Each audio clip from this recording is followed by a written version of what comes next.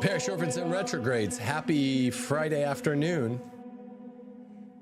Friday, October the 25th. Next week will be the last week of October. One of my favorite times of the year. Halloween. And the Halloween tide Triduum begins next Thursday, Friday, Saturday, 31st, 1st, 2nd, favorite time of the year. And the Synod finishes up before then, finishes up late this week. I mean, including the weekend. So I thought it appropriate to chill out for a second yesterday and to give you guys some flavor what has happened at the Synod on Synodality this week, late week, all in one fell swoop. Make sure that no extra news creeped out of the Synod today. You know, now it's whatever time. It's 6 my time. If you're in California, it's 4 your time. If you're in Mountain Time, it's 5. If you're in the East Coast, it's 7. But it is not, absolutely not, time where in Rome it's 1:02 a.m. and it's the next day, so we don't have to worry about extra news. So let's get right down to it. Okay, so first things first, I just want to address Dilexit Nos, Francis's 4th encyclical, which was published yesterday, about 36 hours ago, a little less. And people are debating, hey, this is Francis. Pretty much most of what he does is subversive by its design and by its manufacture. Is this subversive? Well, I haven't read the whole thing. I checked out a few of the places where people were saying it was heretical. Now, it does quote the Talmud, and you know, Parish orphans and retrogrades, I'm no fan of the Talmud, but people were saying it cites the Talmud like as in a matter of faith or morals. It does not. Francis cites the Talmud to discuss Jewish practice, which is fine. That's like citing the Quran to cite Muslim practice. You know I'm not afraid to critique Pope Francis. Not at all. It's just, that was the big critique that everyone was going crazy about online, and it's soft peddling Talmudic stuff as if it's friendly to Christianity, which it's not, but that's not, which I don't like, but it's not citing the authority of the Talmud as if it's legitimate Catholic or even Christian authority. This is nonsense. People are saying that. I couldn't disagree more. And I mean, that's about the extent of what I had to say. I'm sure he cited it because he's soft peddling it. It's thin Talmud, pushing as opposed to thick magisterial Talmud endorsement. So I wouldn't freak out about it. I haven't read the whole thing. I do trust Anthony Stein. He seemed to have an anti approach, and that's always the smart approach, honestly, with Francis these days, is to not. So I'm just saying that main snafu that seemed to be presented by Dilexit Nos. We checked it out this morning. It's fine. So don't worry about that. We'll report more as it comes in. So that happened yesterday as a kind of synodal event, and not presented on the proper feast day. My friend Ryan pointed that out. Presented on the proper feast day. Some are speculating, well, why not present this on the feast day it pertains to? Does that mean they don't expect Francis to live that long? Some are speculating it. I don't know. It doesn't sound crazy. I don't know. Now, speaking of Francis, one of the many doctrinal chiefs that he has had and fired was Cardinal Gerhard Mueller. Today, at Pax Liturgica conference, which is sort of synod within the synod, he says, we are obliged to fight for orthodoxy in the church. And I say this because there are some cardinals here in Rome who think the Pope can do what he wants. That's reported by Michael Haynes earlier. This is the first small thing I have to report to you, parish orphans and retrogrades, that you might overlook, that's bigger than you think.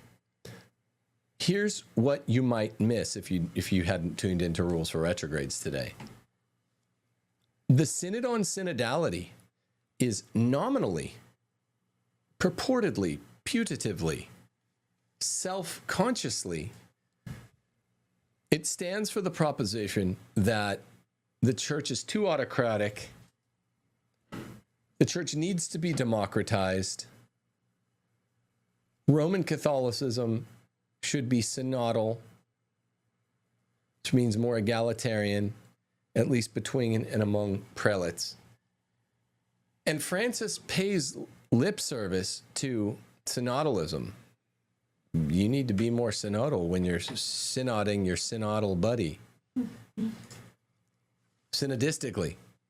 So you'd think, well, Francis is a lefty, they like egalitarianism and Jean-Jacques Rousseau and social contract, even within the hierarchy of the church. Well, you'd be wrong. And you're not wrong because Francis says otherwise. You're wrong because Francis does otherwise. Francis's pontificate has been marked by doublespeak. When he says he wants the church to be more democratic, he means anything but this. He is, remember, as the author Henry Cyr made it clear, the dictator pope, the most dictatorial pope that we've had in Rome in the 21st or the 20th century.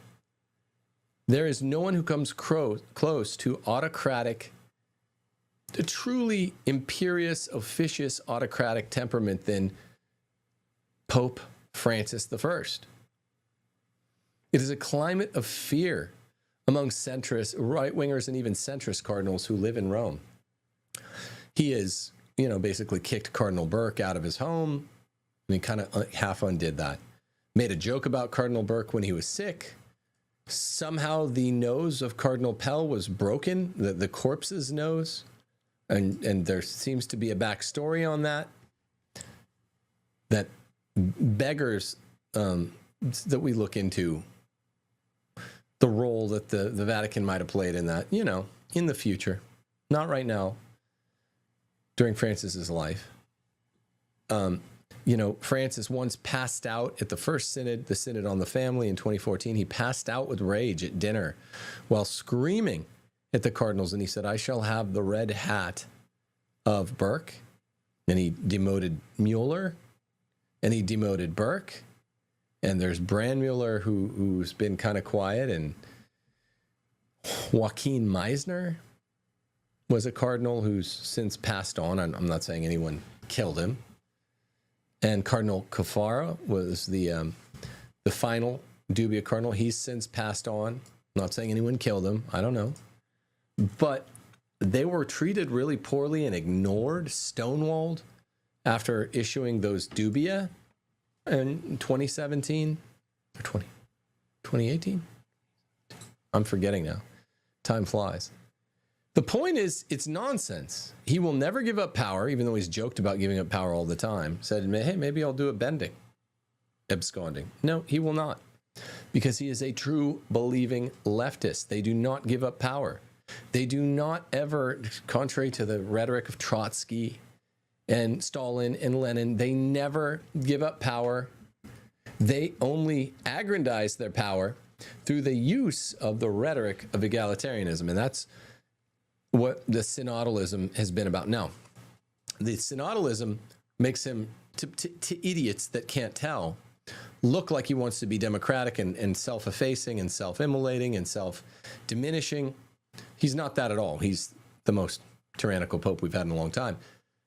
But while it does that, which is good PR, as they say now, corporate culture has taken everything over in this ruined country. It's good PR. What it has afforded, while it's made Francis look good, is the opportunity to pin the revolutionary, subversive, toxic ideologies they're trying to make into a reality at these synods on the German synodal way and other radicals, and get them pushed through. So Francis gets to, by being an autocrat who appeals to egalitarianism, he gets to get his agenda accomplished, the radical, subversive German synodal ways agenda, push it on other people, and himself look better to the people that can't tell any better, don't know any better. And okay, having laid that groundwork, now go back to Cardinal Mueller. We're obliged to fight for orthodoxy in the church. I say this because there are some cardinals here in Rome who think the Pope can do what he wants. Mueller, who kind of always speaks in riddle, says just what I said in fewer words and with less specificity. What do you mean he can do what he wants? Meaning, this synod is all about women deacons, and the Pope can do what he wants, even though he ought to be considered bound by earlier popes. And the cardinals are saying that, but is Francis the humble, Francis the wise, Francis the merciful going to efface that power and say, no, no, no, no, no, no. I have a big cheering section among these Germans, these Belgians, these Swiss, these Northern French, these Austrians. They want me to do some radical shit, and I'm not going to do it. No, Francis will not do that. He just will strike once after letting his enemies and friends alike prefigure what they think he will do and what his friends know he will do for years. We've been talking about women deacons since the Amazon Synod. So Mueller knows something's coming down the pike in this final doc, which I guess the final synod doc will be finalized tomorrow, according to the timeline they laid out earlier in the week. And Mueller knows it's going to be trouble. That's it. It's going to be trouble. So that's why he's getting out in front of this thing. That's why one bothers to get out in front of things. And just come to terms with the irony entailed by what he said. It's called the Synod on Synodalistic Synodality. Synods, my synods. And they always talk as if they're leftists, Marxian leftists. They're not. They aggrandize power, and with that aggrandized power, they become even more pyramidally untouchable. You go from the Catholic Church, rightly ordered, being a pyramid. I'm not doing the Illuminati sign. I'm making a triangle. It's a pyramid with a tippy top. To the actual Illuminati, the tippy top getting removed from the rest of the pyramid and being untouchable. That's what they're doing under the guise of saying that they're making it all a square. If to the extent that it works, it's genius, but it's built on Luciferian lies. Well, Cardinal Mueller knows better. Cardinal Mueller knows what they're doing. He's been on the business end of this thing. So never make the mistake of thinking that he doesn't. People are going to be citing the fact that I made a triangle. I'm making a triangle to denounce Masonic Luciferianism.